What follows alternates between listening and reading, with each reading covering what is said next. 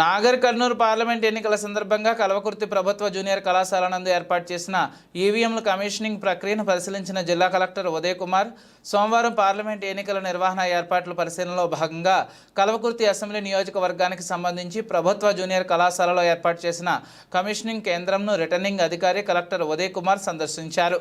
Nagar Kurnool parliament segment పరిధిలోని Kalwakurthy assembly నియోజకవర్గానికి సంబంధించి ఈవీఎం స్ట్రాంగ్ రూమ్ సెంటర్లో చేపట్టిన కమిషనింగ్ ప్రక్రియ నిశితంగా పరిశీలన జరిపారు.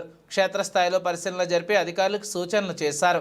పోలింగ్ రోజున ఎలాంటి తప్పిదాలకు ఆస్కారం లేకుండా చూడాలని సూచించారు. అన్ని మౌలిక వసతులు ఉండేలా చూడాలని అధికారులను ఆదేశించారు. ఓటర్ సమాచార స్లిప్ పంపిణీపై వివరాలను ఆర్డీఓ శ్రీనివాస్తో అడిగి తెలుసుకున్నారు. రిటర్నింగ్ అధికారి కలెక్టర్ ఉదయ్ కుమార్ వెంట పలువురు అధికారులు ఉన్నారు.